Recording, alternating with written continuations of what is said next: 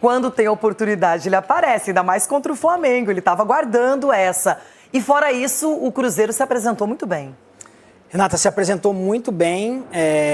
O Gabigol dispensa comentários sobre a questão de ter estrela, né?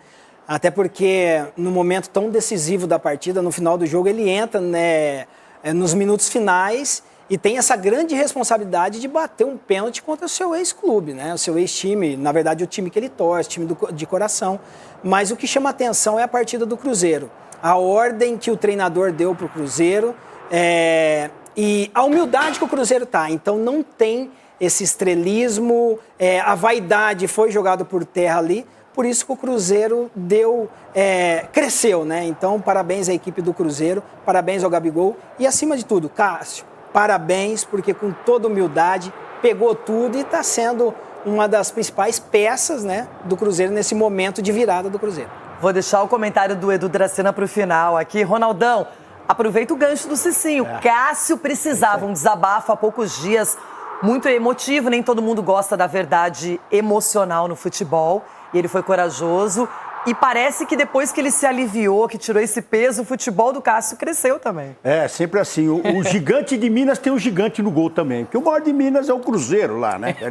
Você tá provocando o Everton. Atlético. O Galo é o maior de Minas. E o gigante seguiu o meu passo também, que eu saí do Corinthians também fui para o Cruzeiro. E ele tá pegando muito, pegou muito. Se o Gabigol fez a diferença lá no ataque, se o treinador fez a diferença no vestiário, o Cássio fez a diferença ali. Pegou as duas do jogo. E duas bolas dificílimas que ele fez, a defesa que fez o Cássio. Então, parabéns a você, gigante, porque você está no maior de Minas. É isso. Boa.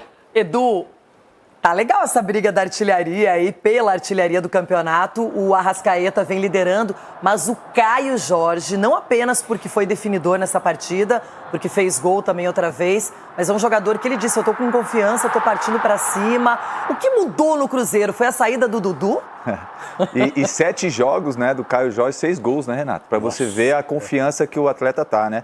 E não é de agora, desde o ano passado também ele vinha fazendo bons jogos, gols importantes também para o Cruzeiro, né? Eu acho assim, o treinador Léo Jardim achou o time do Cruzeiro, né? Você vê as ideias, você vê que não tem ali vaidade, você vê que os jogadores tá sabendo o que tem que fazer dentro de campo e com as vitórias isso fica mais tranquilo, Renato, para você jogar e você vê que o ambiente, você vê, ó, depois do jogo, todo mundo se abraçando, comemorando com a torcida e isso faz com que reflete dentro do campo, né? Um jogador olhando para o outro, sabendo o que tem que fazer e isso a cada jogo vai passando, vai trazendo uma confiança e outra, jogar contra o Flamengo, um dos melhores elencos do país, que vai brigar pelo título do Campeonato Brasileiro e você jogar dessa forma, isso te credencia e te dá mais motivação para você continuar trabalhando. E o Gabigol não reclama de ficar no gol, né? No banco, aliás, de ficar lá esperando. Enfim, agora é o seguinte, goleada no sábado, Grêmio ganhando no domingo, o Santos está numa situação muito difícil, o Edu vai falar sobre isso.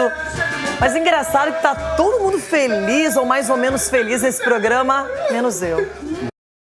É uma coisa quase que igual na minha vida. Você tá com o Zubeldia na cabeça, Ferreirinha. Não, Ferreirinha desgraçado, perdeu o pênalti. Eu tava lá em Guararema, lá com a família, lá com todo mundo. Ele pensou em você na hora, por isso que ele perdeu o pênalti. Cara, ele nunca bateu o pênalti, acho que ele quis bater pênalti pra eu botar tanga. Já perdeu o pênalti, mas tá tudo certo, mas eu acho que ele vai fazer os 10 gols. Um abraço pra todo mundo aí, pro Matheus, pra vocês todos aí, pra cidade de Guararema, que é uma loucura. Qual a ideia do Cruzeiro, do Caio Jorge, do Gabigol, entrar aos 40 minutos, ganhar o jogo, o time do Cruzeiro, ir para 13 pontos, se eu não estiver errado, o Cruzeiro no Mineirão, que foi um baita de um jogo, Quesada. Foi um grande jogo, a melhor partida do Cruzeiro sob o comando do português Leonardo Jardim. Ele está com o time na mão, ele encarou Gabigol e Dudu, Dudu está fora do Cruzeiro, ele colocou o Gabigol no banco de reservas. Já assinou a rescisão, né? Já o Dudu está fora.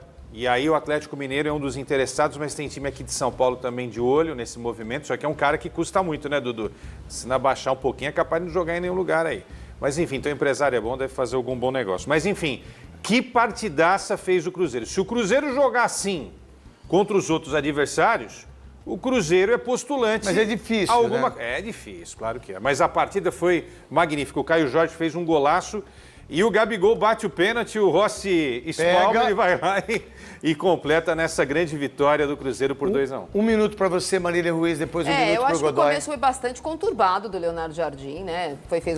Quando ele pega o time, ele perde os mata-matas do estadual. A Sul-Americana é uma vergonha, né, do Cruzeiro, são 3 vitórias. Agora vai jogar de novo com o Muxuque Runa, mas fora de casa. Acho que eventualmente já é o caso de nem pensar mais na Sul-Americana para que o Cruzeiro faça um campeonato, tenha um calendário mais tranquilo, eventualmente com Copa do Brasil e Campeonato Brasileiro. Eu acho que o Gabigol entendeu que ele precisava dar um passo atrás para eventualmente dar 2 à frente. Mas o Leonardo Jardim pode pôr ele um pouco antes também. Ele já entendeu, ele sentou no banco e não reclamou, né? Você vai jogar com um cara que é o segundo maior ídolo da história do Flamengo, que é o jogador. Vai lá, você bota ele os 40 minutos, ainda saiu o pênalti, errou. E se não tivesse feito o gol, eu não sou esse tipo de comentário. Não, acabou. Aí o cara bateu, fez o gol e acabou. Meu irmão, vê se ele deixou de ficar no banco. Vê se ele pegou a chuteira e tirou a chuteira. Vê se ele não entrou os 40 minutos. Vê se ele reclamou alguma coisa. Essa é a ideia do Gabigol. E muitas vezes coloca o Gabigol como marrento, como essa coisa toda. Ele pediu para sair. Ele entrou contra o Flamengo, fez o gol e é bem capaz de estar na reserva no próximo jogo. Meu querido Godoy. Mas o jogador de futebol precisa aprender que às vezes na adversidade é que você acaba crescendo. E o técnico ou uma comissão técnica ou quem manda está testando isso em você. Vamos saber se ele é tudo isso quando a situação é adversa.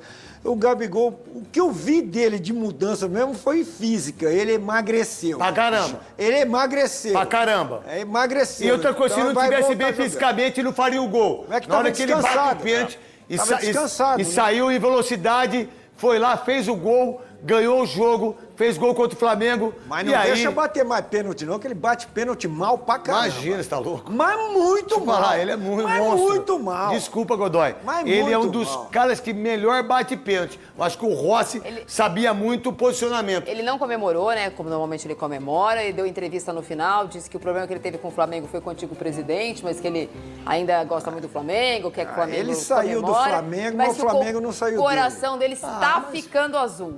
Mas